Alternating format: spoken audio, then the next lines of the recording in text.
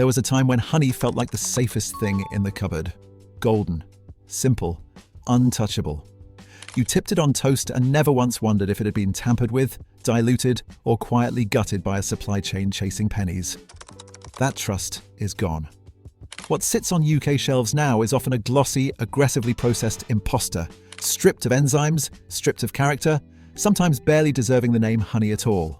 Cheap imports, murky blends, labels that soothe while the contents do the exact opposite.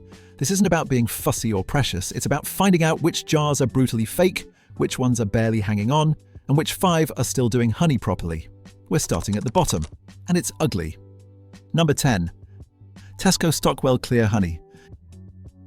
Tesco Stockwell Clear Honey is the kind of product that looks harmless until you actually think about it for more than 3 seconds. It's cheerful, it's golden, it's suspiciously cheap, and that last part is where the alarm bells should start screaming. Honey is labour-intensive, weather-dependent, and painfully slow to produce. Bees don't work at clearance sale prices, so when a jar costs less than a bag of crisps, something has gone catastrophically wrong. This is a global blend hiding behind friendly packaging. Not British, not local, not even specific. The label quietly admits it's a blend of non-EU honeys, which is supermarket shorthand for from wherever it was cheapest this week. That usually means industrial-scale imports, often harvested early, mechanically dried, filtered until lifeless, and blended to hit a price target rather than any standard of quality.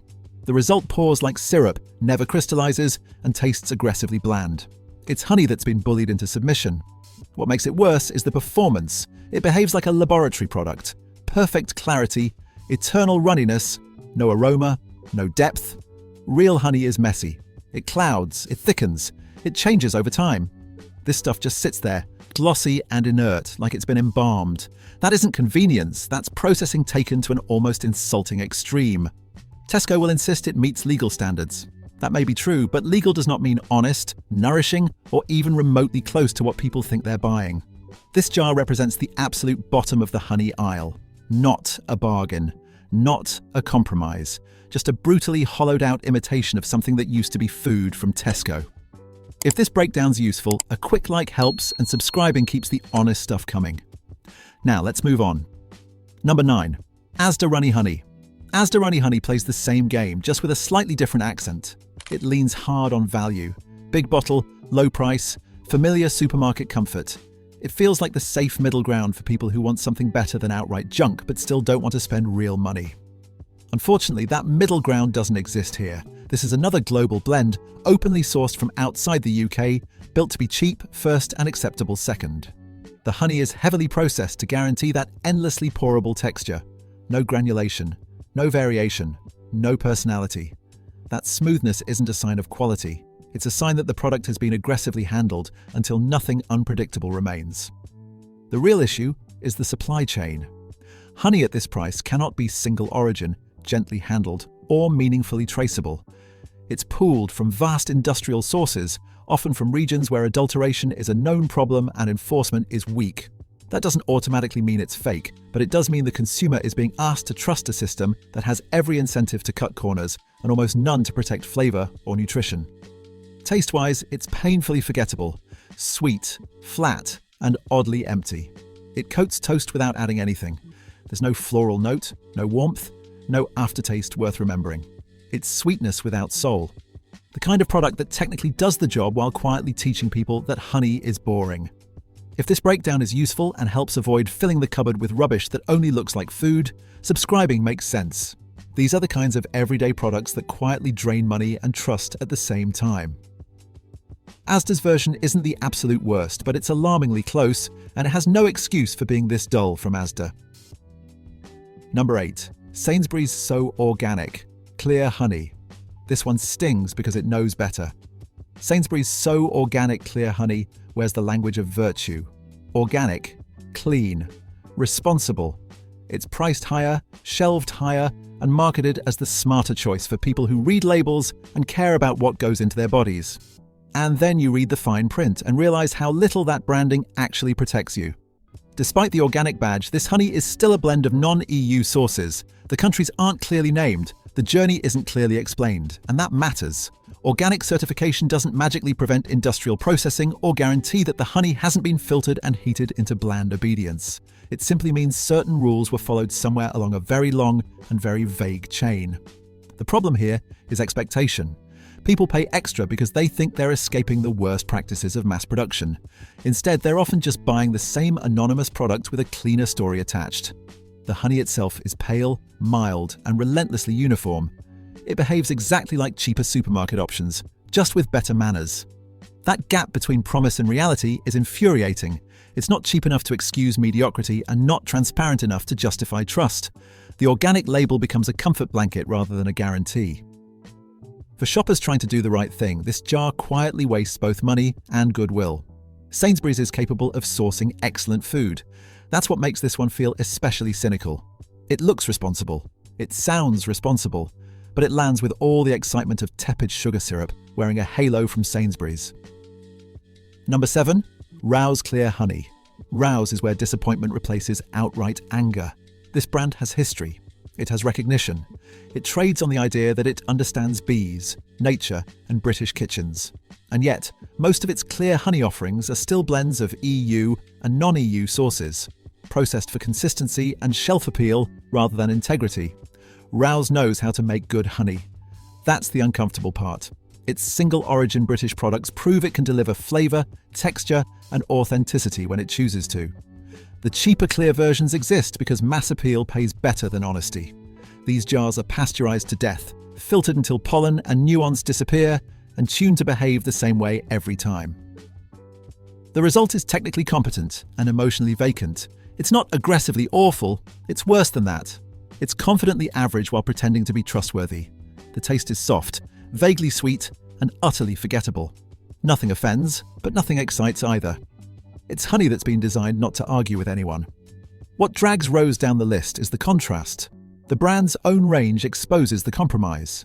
When one product costs triple and tastes alive, while another is cheap and hollow, the message is clear. Corners were cut. Choices were made. Rowse isn't the villain of the aisle.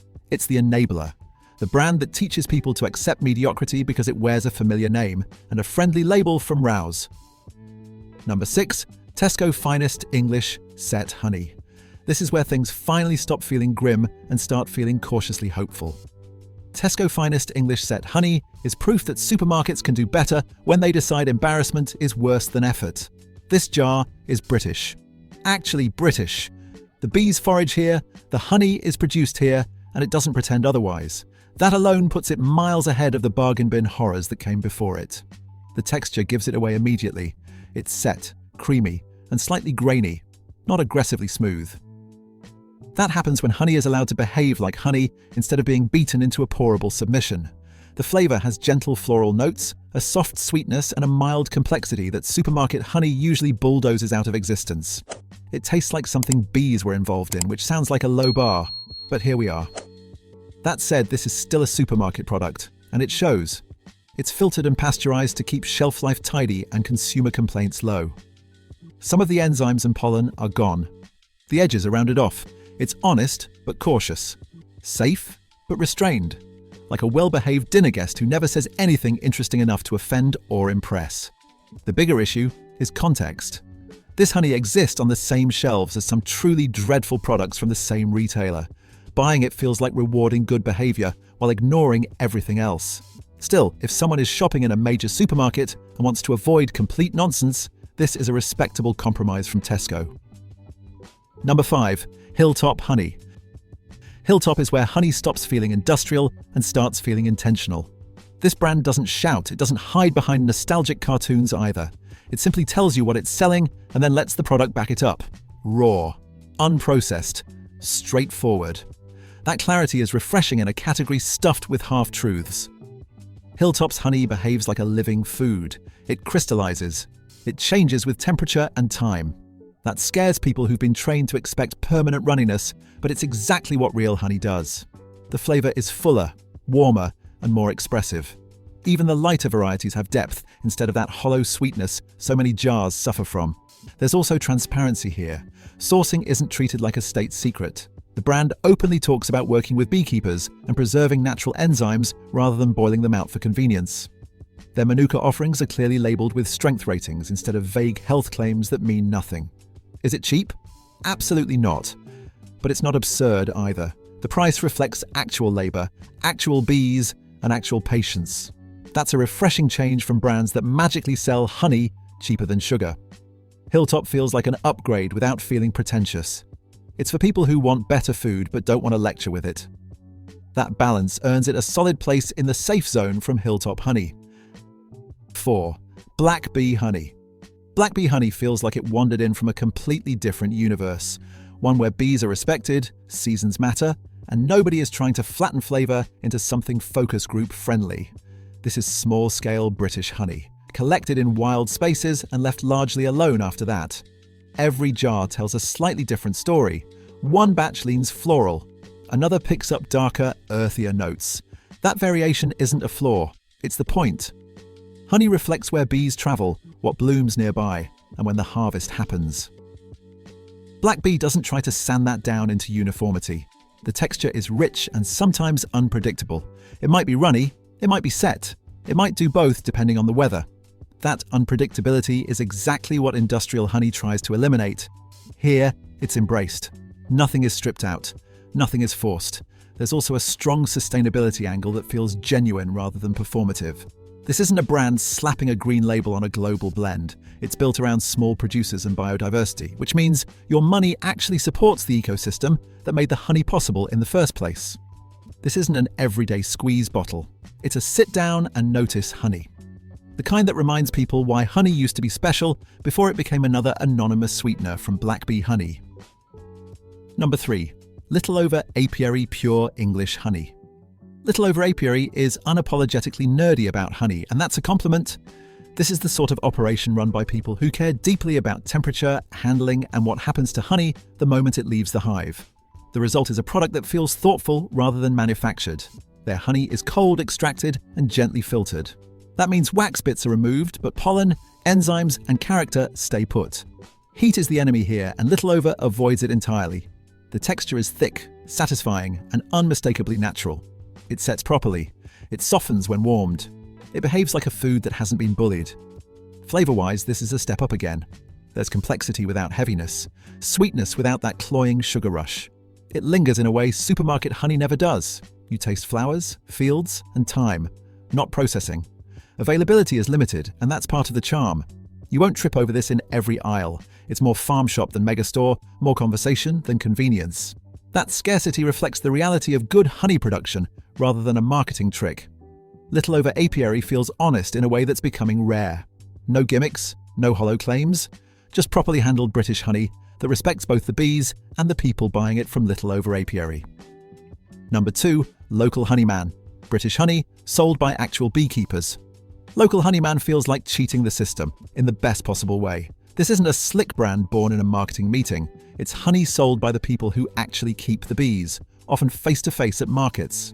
No mystery supply chains, no corporate fog, just jars, stalls, and conversations that start with, "This came from hives not far from here." The first thing people notice is how different each batch can be. One jar leans floral and light, another is deeper, almost herbal. That variation isn't inconsistency, it's honesty.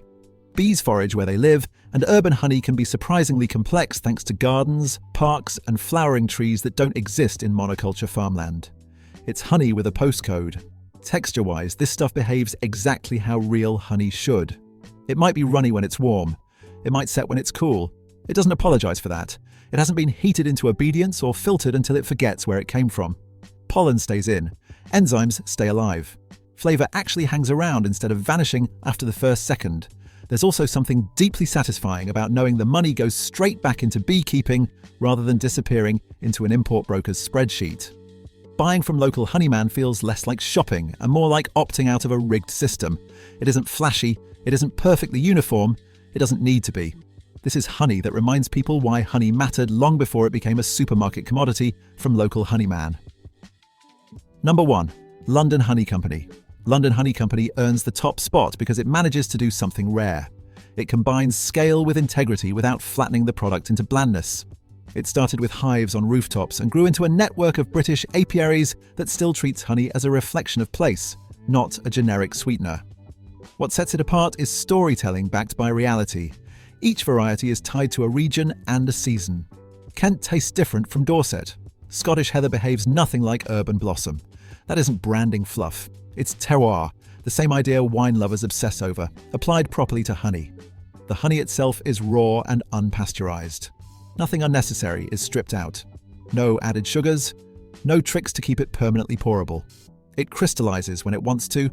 It loosens with warmth. It smells alive. One spoon tells you immediately that this hasn't been bullied by industrial processing. There's also transparency. You know where it came from. You know what flowers were involved. You know who manages the hives. That level of clarity is almost non-existent in the mainstream honey aisle, and it builds trust quickly. Yes, it costs more. It should. This is what honey actually costs when it's treated with respect. London Honey Company doesn't just sell honey. It quietly educates people on what they've been missing from London Honey Company. If this changed how you look at the honey aisle, like the video and subscribe for more honest breakdowns. Better food still exists, but only if people stop rewarding the worst options.